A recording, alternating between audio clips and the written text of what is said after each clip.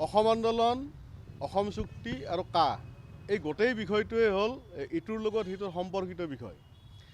আমি অসম জাতীয়তাবাদী যুৱ ছাত্ৰ পৰিষদে আজি ইয়াত মৌন অৱস্থান ধৰ্মঘট কাৰ্যসূচী ৰূপায়ণ কৰিছোঁ কিহৰ বাবে, যে অসম আৰু অসমীয়া জাতিৰ সংকটত যেতিয়া পৰিছিল, কা আইনখনে যেতিয়া অসমীয়া জাতিৰ ভাষা সাহিত্য সংস্কৃতিক সংকটাপন্ন কৰিছিল, সেই সংকটৰ পৰা উদ্ধাৰ কৰিবলৈ জাতিটোক উদ্ধাৰ কৰিবলৈ ৰাজপথলৈ অসমীয়া ওলাই আহি অসমীয়া যুৱক শ্বহীদ হৈছিল। এতিয়া শ্বহীদেই জাতিৰ বৃহত্তৰ অসমীয়া জাতিৰ বা এটা জাতিৰ বৃহত্তৰ যিটো স্বাৰ্থ, সেই স্বাৰ্থ সুৰক্ষাৰ বাবে যেতিয়া ৰাইজ ৰাজপথলৈ ওলাই আহিব আৰু ৰাজপথলৈ ওলাই আহি যেতিয়া আন্দোলন কৰিব বা প্ৰতিবাদৰ কাৰ্যসূচী কৰিব, সেই প্ৰতিবাদৰ কাৰ্যসূচীত অংশগ্ৰহণ কৰি মৃত্যুবৰণ কৰা প্ৰতিগৰাকী আত্মাই শ্বহীদ, প্ৰতিগৰাকী যুৱক যুৱতীয়ে অসমৰ শ্বহীদ।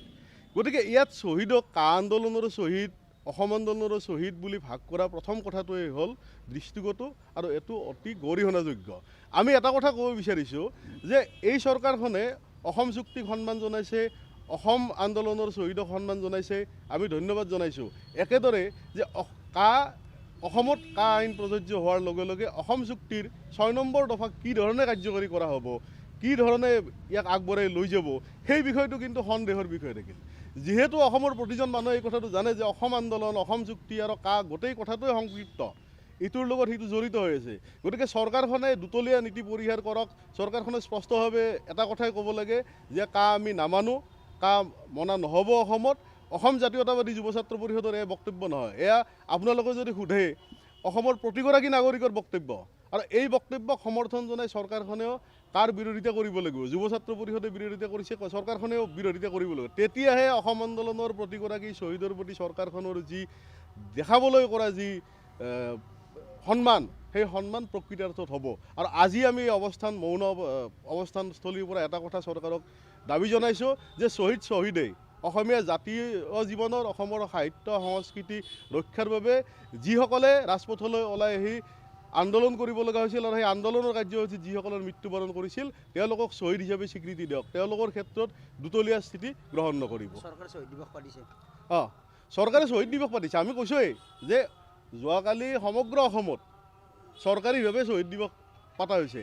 আমি তাক শ্ৰদ্ধা জনাইছোঁ, আমি তাক সন্মান কৰিছোঁ। চৰকাৰৰ সেই বিষয়টোক আমি আদৰণি জনাইছোঁ যে ঠিক আছে, অসম আন্দোলনক আপোনালোকে মানি লৈছে, অসম চুক্তিক আপোনালোকে মানি লৈছে, অসম চুক্তিৰ প্ৰতিটো দফা আপোনালোকে কাৰ্যকৰী কৰিব।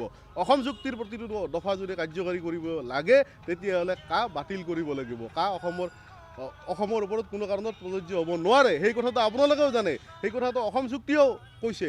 ধৰ্মৰ ভিত্তিত অসমত কোনো কাৰণত নাগৰিকত্ব দিয়াটো অসমীয়াই মানি নলয়।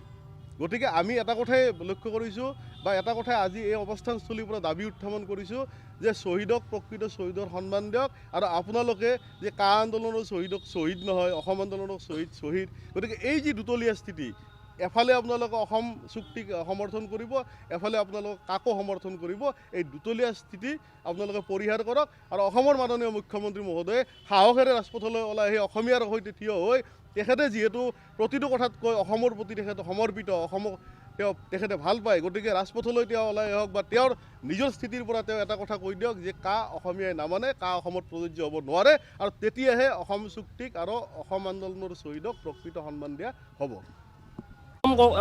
কথাটো হ'ল যে আমি অসম জাতীয়তাবাদী যুৱ ছাত্ৰ পৰিষদে যি স্থিতি আমাৰ আছিলে কাৰ বিৰুদ্ধে, সেই স্থিতি আজি আমি অলৰ অচৰ আৰু অটল। আমাৰ স্থিতি একেই আছে যে কা আমি মনা নাছিলোঁ, কা আমি মনা নাই, আৰু কা আমি ভৱিষ্যতেও কা আমি নামানো। গতিকে আজিৰে যি প্ৰতিবাদী মৌন অৱস্থান ধৰ্মঘট কাৰ্যসূচীৰ যোগেদি পুনৰবাৰ কা বাতিলৰ গতিকে আমি দাবী উত্থাপন কৰিছোঁ।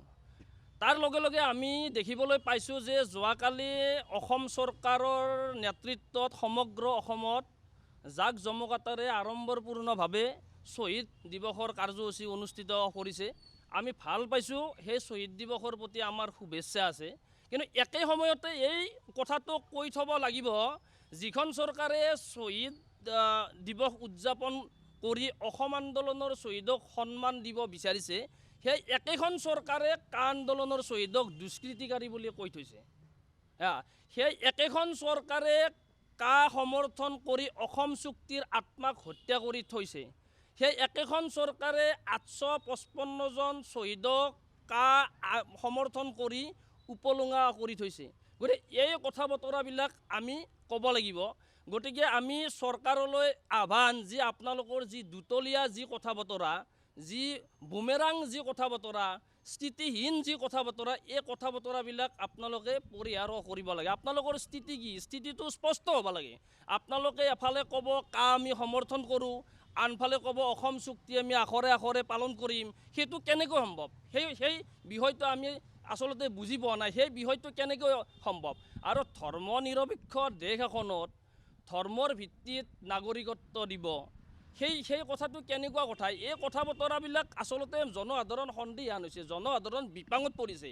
যি ভাৰতবৰ্ষৰ সংবিধানৰ যিটো আত্মা ধৰ্ম নিৰপেক্ষতা, সেই ধৰ্ম নিৰপেক্ষতাটোক আঘাত আনি এই ধৰণৰ যি কলা আইন অসমৰ ওপৰত, ভাৰতবৰ্ষৰ ওপৰত জাপি দিব বিচাৰিছে, এয়াই আইনৰ বিৰোধ হৈছিলে, আজি হৈছে আৰু ভৱিষ্যতে হ'ব। গতিকে সন্মানীয় মুখ্যমন্ত্ৰী হিমন্ত বিশ্ব শৰ্মা ডাঙৰীয়াই অসম আন্দোলনৰ শ্বহীদক সন্মান জনাইছে, তেখেতক আমি ধন্যবাদ জ্ঞাপন কৰিছোঁ। আৰু তেখেতে লগে লগে এই বিষয়টো কৈ দিয়ক যে কা অসমত প্ৰযোজ্য নহয়, তেতিয়াহে অসম আন্দোলনৰ শ্বহীদৰ প্ৰতি সন্মান প্ৰদৰ্শন কৰা হ'ব।